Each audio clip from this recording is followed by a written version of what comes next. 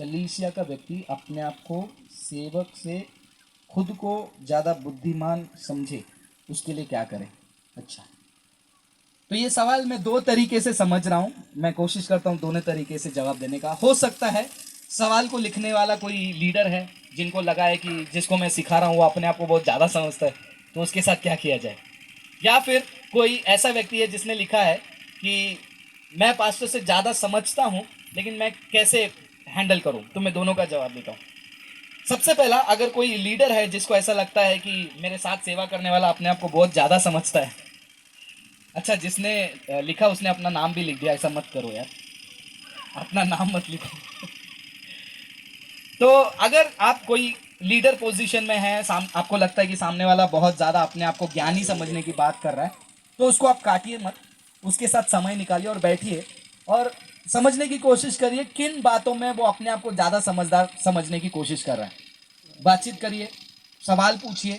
जब आप उससे बातचीत करोगे, आप ऐसे सवाल पूछो जिससे आपको पता चलेगा कि वाकई में वो ज्ञानी है या फिर उसका ईगो को क्या बोलते हैं हिंदी में, हाँ, या फिर उसका घमंड उसको ऐसा एहसास दिला रहा है, अरे ये कौन है यार, मैं सब जानता हूँ, ये इधर ही कुएं के मेंढक है, इनको क्या, मैं 10 जगह जाके आता हूँ, मैं यूट्यूब देखता हूँ, मैं इंटरनेट देखता हूँ, मैं पढ़ता हूँ, मुझे पता है।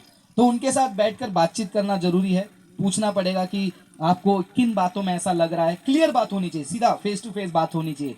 अगर वो कह रहा है कि आपकी ये बातें गलत हैं, अगर आपको लगता है कि आप सही हैं, आप उसको वचन से उसको समझाने की कोशिश करें। अगर वचन से समझाने के बाद वो सामने वाला निरुत्तर हो रहा है, क्योंकि प्रेरित पौलुस ने भी बाइबल में यही किया। प्रेरितों के काम में हम देखते हैं कि पौलुस उनको बात करके सबके सामने निरुत्तर किया। अगर आपको लगता है कि आपसे कोई ज्यादा ज्ञानी बनने की कोशिश कर रहा है और आपके हिसाब से वो ज्ञानी नहीं है, केवल खाली घमंड है, तो उससे वचन से उसे निरुत्तर करने की कोशिश करो प्रेम के साथ। अगर वो वचन से निरुत्तर हो गया, फिर भी वो आपको जवाब नहीं दे रहा है, फिर भी उसको अपने आप को ज्यादा घमंडी लगता है, तो जैसा यीशु मसीह ने सिखाया हम वैसे करेंगे। जब दो के बीच में अनबन हो, वो एक दूसरे से पहले बात करें। नहीं समझ में आया, कलीसिया के पुरखों को बुलाए, बातचीत करें। फिर भी वो नहीं समझा, फिर क्या करें, एक फाइनल निर्णय ले, और जो आप निर्णय लेंगे वहां पर प्रभु उस निर्णय के समर्थन में, उस निर्णय में वो रहेंगे। तो ये मेरा आंसर है। इसी के साथ साथ एक और चीज मेरे दिमाग में आ गया कि जब हम वचन पढ़ते हैं, बातचीत करते हैं, बहुत सारे गलत कामों को हम सीख लेते हैं। तो वैसे एक गलत अवधारणा को मैं दूर करने की कोशिश करता हूं। आपने कई बार सुना होगा प्रार्थना करते वक्त, हे प्रभु, जहां 2 या 3 मेरे नाम से इकट्ठा होते हैं, आप वहां पर होते हैं, आपका वचन कहता है। सुना है ना? जहां पर 2 या 3 मेरे नाम से इकट्ठा होते हैं, वहां पर प्रभु की उपस्थिति होगी। प्रार्थना करते वक्त हर जगह ये आप सुनते हैं, घरों में, मीटिंग में। लेकिन वो कब कहा गया, क्यों कहा गया, किसके लिए कहा गया, ये जानते हैं? नहीं जानते। इसीलिए बड़े बड़े प्रचारक भी, छोटे छोटे प्रचारक भी, मैं भी एक टाइम पे हर जगह ये जाकर करते थे। किसी के घर पे प्रार्थना करने गए, जहां 2 या 3 हमारे यीशु के नाम से इकट्ठा होते हैं, प्रभु आपका उपस्थिति उधर होता है। नहीं, क्या एक रहेगा तो उसका प्रभु का उपस्थिति नहीं रहेगा? रहेगा ना। तो वचन का अर्थ क्या है? जब वो वचन को पढ़ोगे, ये वचन आपको मिलेगा मत्ती की किताब,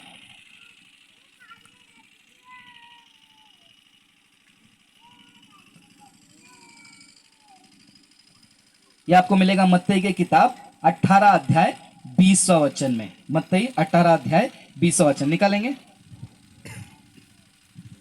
हो सकता है कि आप शायद इससे इसको भी आज से बदलाव लाएंगे।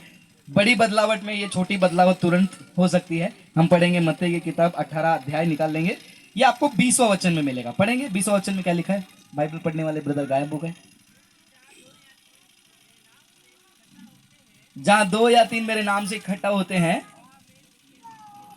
मैं उनके बीच में होता हूं। तो यही बात को लेते हैं। लेकिन इसका संदर्भ, संदर्भ का मतलब समझते हो? संदर्भ, संदर्भ का समझाता हूं मतलब। आप एक सड़क पे चलते गए, आपको एक पेपर मिला, न्यूज़पेपर।